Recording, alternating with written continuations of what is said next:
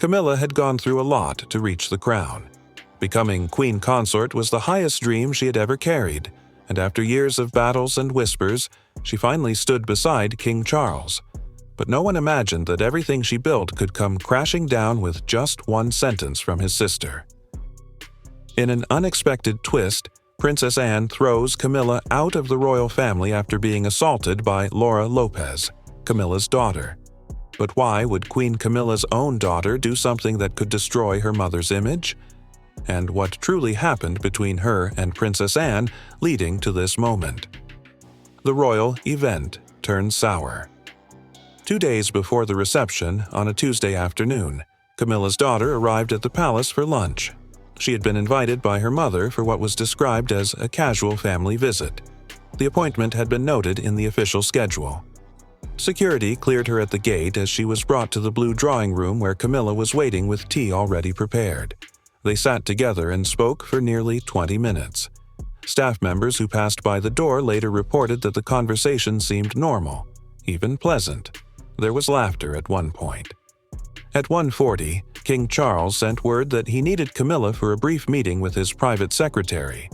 It was not urgent, but it could not wait. Camilla excused herself and told her daughter she would return shortly. She left the room, closing the door gently behind her. Her daughter remained in the blue drawing room. She stood and walked to the windows, looking out at the gardens. A staff member asked if she needed anything. She said no.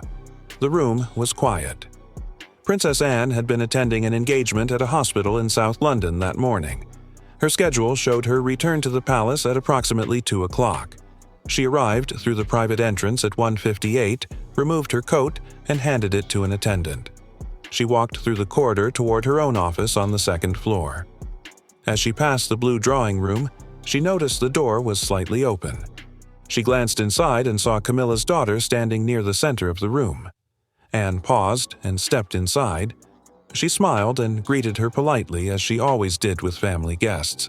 She said something simple, a standard greeting about hoping she was well. The response was not what Anne expected. Camilla's daughter turned and looked at her without returning the smile. Her expression was cold. She did not answer the greeting. Instead, she said something sharp. The exact words were not recorded, but those who spoke to Anne afterward said it was rude and direct. It questioned Anne's place. It dismissed her presence. Anne stood still for a moment. Her face did not change, but her hands tightened slightly at her sides. She said nothing in return. She simply looked at the younger woman for a few seconds, then nodded once and turned to leave. As Anne reached the door, Camilla's daughter spoke again. This time the words were louder and more deliberate. They were meant to be heard. They were meant to hurt. Anne stopped but did not turn around. She stood in the doorway for a brief moment, then continued walking. She went directly to her office and closed the door. She did not tell anyone what had happened. She did not call for staff or make a complaint. But a member of her household who saw her face when she came out minutes later said she looked different. Calm on the surface, shaken underneath. Why had Camilla's daughter behaved this way? What had caused her to speak to Anne with such disrespect in the middle of the palace? Could Camilla herself have shaped her daughter's view of Princess Anne and the rest of the family? The bond between mother and daughter. Camilla and her daughter had always been close. Those who knew them from before the marriage said their relationship was different from most mothers and daughters.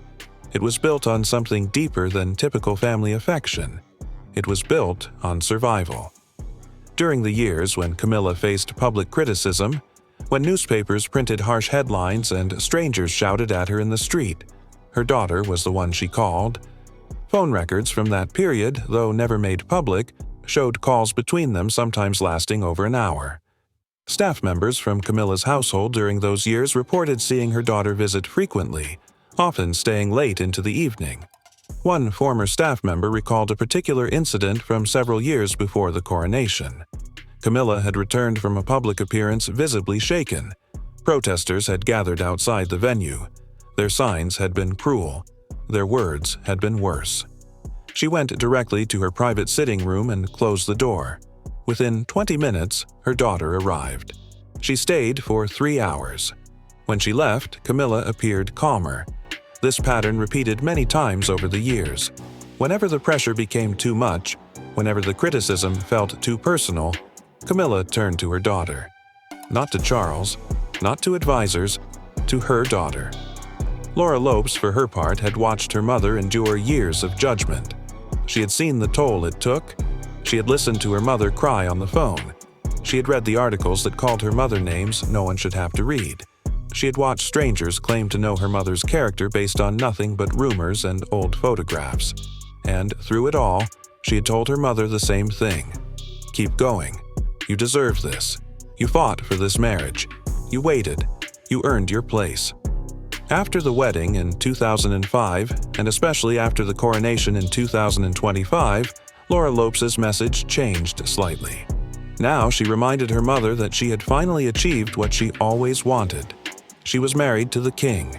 She was queen consort. No one could take that away from her. No one had the right to make her feel unwelcome in her own home. These conversations happened in private, but staff members occasionally overheard fragments. A comment made during a phone call. A sentence spoken as they walked through a corridor. Small pieces that suggested a larger narrative. One palace staff member recalled hearing Laura Lopes speak to Camilla during a visit in late 2024. They were in one of the private drawing rooms. The door had been left slightly open. Laura Lopes' voice carried into the hallway. She was telling her mother not to let certain family members make her feel like an outsider. She said something about how some people would never accept her no matter what she did. She said it was their problem, not Camilla's. The staff member did not hear Camilla's response, but she heard Laura Lopes speak again, more firmly this time. She said that her mother had earned her position through years of loyalty to Charles. She said the family should be grateful, not resentful. Another staff member reported a similar conversation from several months earlier. Laura Lopes had been visiting and they were having tea. The conversation turned to some recent family gathering. Laura made a remark about certain family members being cold toward her mother. She said they acted as if Camilla did not belong. She said it was disrespectful. These observations, shared quietly among staff over time, painted a picture. Laura was not just close to her mother. She was protective. Fiercely so. She saw her mother as someone who had been wronged and who continued to be treated unfairly by people who should have welcomed her. And over the years, that protectiveness seemed to have hardened into something else, into resentment toward anyone she perceived as making her mother's life difficult, into anger toward those who had not warmly embraced Camilla from the beginning. Princess Anne had never been openly hostile to Camilla, but she had also never been particularly warm. She maintained her distance. She was polite but formal. She did not invite closeness. And for someone watching their mother struggle for acceptance, that distance might have felt like rejection. Had Laura's loyalty to Camilla turned into hostility toward Anne? Had years of watching her mother face criticism created a mindset where anyone who was not actively supportive was seen as an enemy? Misunderstandings and rivalries. Princess Anne had always been direct. Those who worked with her knew this within days of their first assignment. She did not soften her words. She did not waste time on pleasantries when there was work to be done. If something was wrong, she said so. If someone was unprepared, she pointed it out. If a plan was inefficient, she rejected it immediately and proposed something better. This approach had earned her respect throughout her decades of royal service. Charities valued her clarity. Military organizations appreciated her decisiveness. Staff members learned quickly that she expected competence and rewarded it with loyalty. She did not play games. She did not engage in palace politics. She simply did her duty with the same straightforward efficiency she had maintained since she was young. Within the family, this directness was understood. Charles had grown up with it. William had been around it his entire life. They knew that when Anne spoke bluntly, it was not personal. It was simply how she operated. She did not mean harm, she meant efficiency.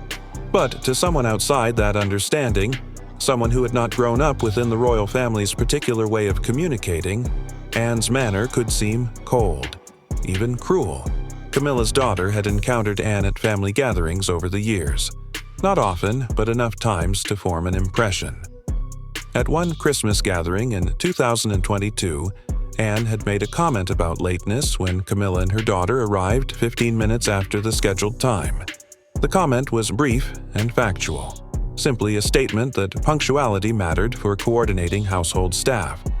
Camilla had laughed it off at the time, but later, according to a guest who was staying at the house, she mentioned it to her daughter in private. She said something about Anne being difficult about small things, about her being too rigid. Laura had not responded at the moment, but the guest remembered noticing her expression. She looked bothered.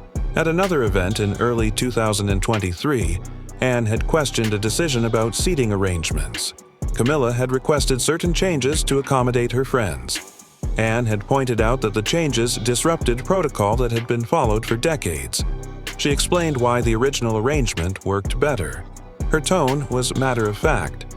She was not attacking anyone. She was simply stating a practical concern. But Camilla had taken it as criticism. That evening, she spoke to her daughter on the phone for over an hour. A staff member who worked nearby said Camilla's voice had been frustrated. She used words like inflexible and unwelcoming. She said something about certain people never letting her feel like she belonged. These small moments accumulated over time. Each instance where Anne was direct, Camilla interpreted as coldness. Each time Anne maintained protocol, Camilla saw it as rejection. And each time Camilla expressed frustration to her daughter, the younger woman's perception of Anne hardened. Laura began to see Anne not as someone who was simply straightforward, but as someone who actively disliked her mother. She saw Anne's adherence to tradition as a deliberate attempt to make Camilla feel like an outsider. She interpreted Anne's formality as hostility. By 2024, Laura's view of Anne had solidified into something fixed and negative. She saw her as a symbol of everything that had made her mother's life difficult. The old guard, the people who had never wanted Camilla in the family, the ones who still treated her as if she did not belong. When Laura spoke about Anne to friends, she described her as cold and superior. She said Anne looked down on people who were not born into royalty. She said Anne had never given her mother a fair chance. These opinions were shared in confidence, but they were firm. She believed them completely. What Laura did not understand was that Anne treated everyone the same way. She was equally direct with Charles. She was equally firm with William. She maintained the same standards for herself that she expected from others. Her manner was not personal. It was simply who she was. But Laura did not see that. She only saw the interactions through the lens of her mother's hurt feelings. And over years of hearing her mother's complaints, of watching her mother struggle for acceptance, she had constructed a version of Anne that was more villain than reality. So when she encountered Anne in the blue drawing room that Tuesday afternoon, she was not meeting Princess Anne as she actually was. She was meeting the version she had built in her mind over years of secondhand stories and misinterpreted moments. The words she spoke to Anne were not spontaneous. They were the result of years of accumulated resentment. They came from a place of protective anger toward her mother. They came from a belief that Anne represented everything that had tried to keep Camilla out. Anne, for her part, had no idea any of this existed. She had treated Camilla with the same formal politeness she extended to everyone. She had maintained standards and protocols as she always had. She had never considered herself hostile toward Camilla. She had simply remained herself. But Laura's attack at that moment revealed something Anne had not known. That beneath the surface of family gatherings and formal occasions, there was a narrative being constructed. A story in which she was cast as an antagonist.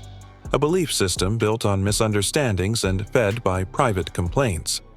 But how would Princess Anne transform this private pain into the explosive demand she made at the royal event? Truth laid bare. At the gathering. After Anne explained what had happened days before, Camilla's face had turned pale when Anne began speaking. Now, color rushed back into her cheeks. She stepped forward slightly, her hand leaving Charles's arm. She opened her mouth and words came out quickly. She said her daughter had not meant harm, that there had been a misunderstanding, that tension had been high that day for personal reasons she could not explain publicly. She said her daughter had been under stress, that she had spoken without thinking, that it was nothing more than a rash moment that should not have been taken seriously. Her voice carried a pleading tone. She looked around the room as if seeking support from the other guests. She repeated that it was a misunderstanding, that her daughter would apologize if given the chance, that the matter could be resolved privately as families do. Anne did not move. She waited until Camilla finished speaking. Then she responded. She said this was not about a single moment. It was about what that moment revealed. It was about attitudes that had been allowed to develop. It was about respect for the institution and for those who had served it their entire lives.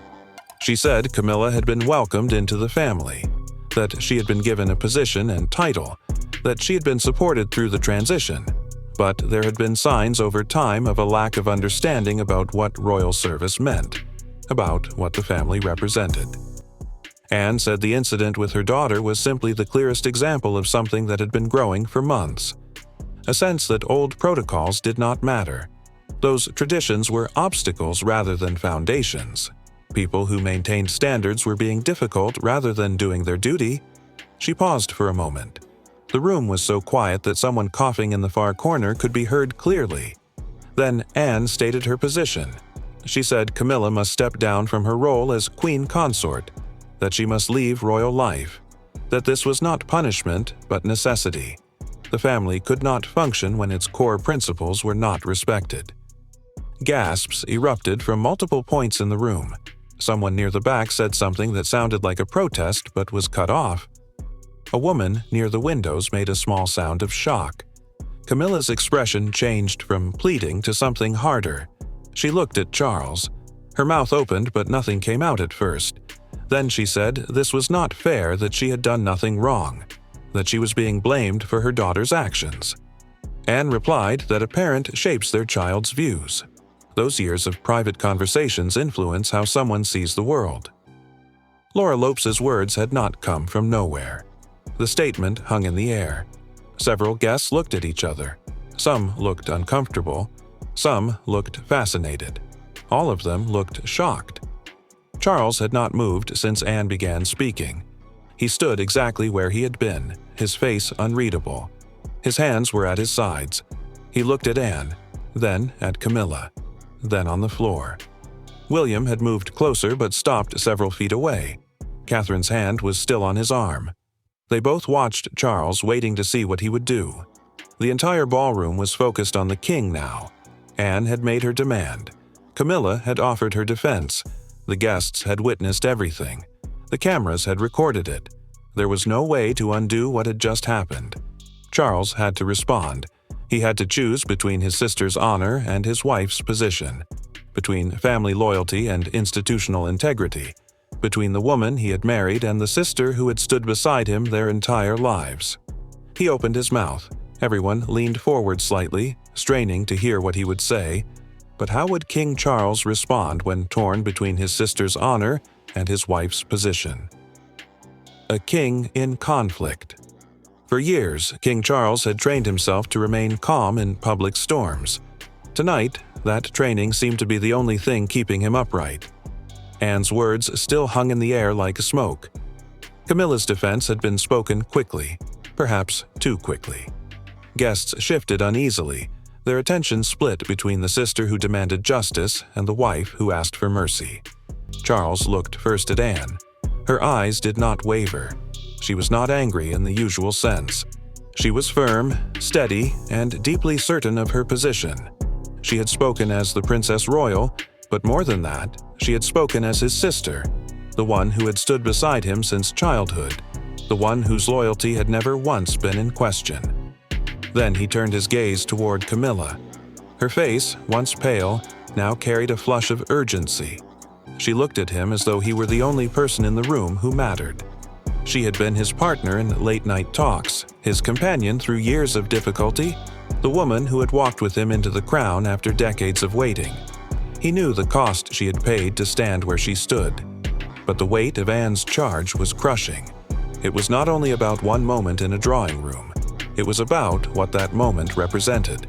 If the family could not command respect within its own walls, How could it demand respect outside them? The silence stretched again. Guests whispered, but only softly, afraid to break the stillness around the king. William's eyes never left his father. Catherine stood at his side, her hand steady on his arm, but even she did not speak. Charles lifted his chin slightly as if drawing breath for his answer. His lips parted, but no words came. The conflict inside him was too large to force into sentences. He thought of the crown itself. He had waited longer than any heir in history. The throne had come to him not through ambition, but through time, patience, and the loss of his mother. Now it seemed his reign could be shaken by a matter inside his own family. His heart was torn. He loved his sister, respected her judgment, and knew that she spoke only after careful thought. He also loved Camilla, and despite what others had whispered through the years, he had never doubted her devotion to him. But the world was watching.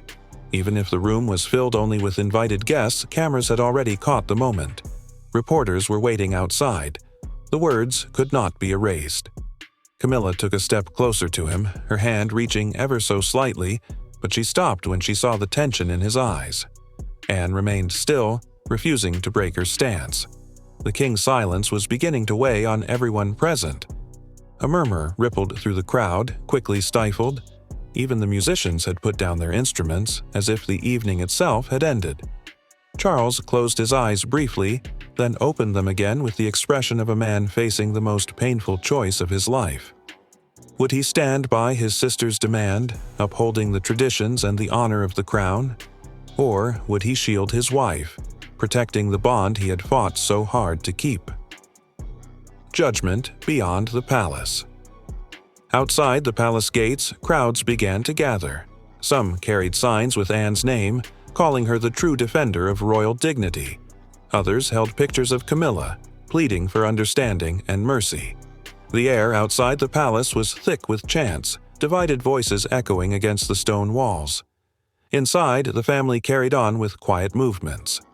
Camilla's public smile vanished. She stayed away from engagements, her absence noticed by every camera that waited at the palace doors. Laura, who had sparked it all, was nowhere to be seen.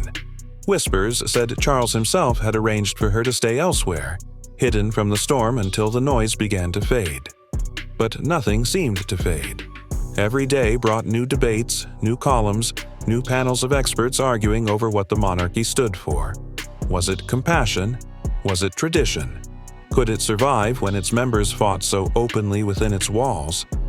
Camilla's absence only deepened the questions. Some said she was planning to step down quietly, that Anne's demand had forced the king to accept the inevitable. Others said Charles would never let go of the woman he had fought so hard to marry, that his silence was not weakness but protection. The palace released no statement. The king's voice, the only one that could settle the matter, remained unheard. His silence became its own kind of answer, but no one could agree on what it meant. Days turned into weeks. The crowds outside grew smaller, but the arguments inside homes and workplaces did not stop. Support for Anne remained strong among those who valued tradition above all. Sympathy for Camilla grew among those who believed love and loyalty mattered more than rigid rules. Through it all, Princess Anne kept her schedule without change. She moved from one engagement to another, her posture straight, her face unreadable. When asked questions, she gave none, but her silence carried weight. Everyone remembered the night she had spoken, and no one doubted she had meant every word. Camilla, meanwhile, stayed hidden. Some whispered she had gone abroad. Others said she remained in one of Charles's country estates, far from the press. No one truly knew. Her absence only fed the mystery. The monarchy, so often a symbol of unity, now stood divided in the eyes of its people. One woman's words had shaken its walls. One daughter's rash actions had pushed it to the edge, and as the weeks dragged on, the question refused to fade. Would Camilla return to her place beside the king? Or had Princess Anne's bold demand sealed her fate forever?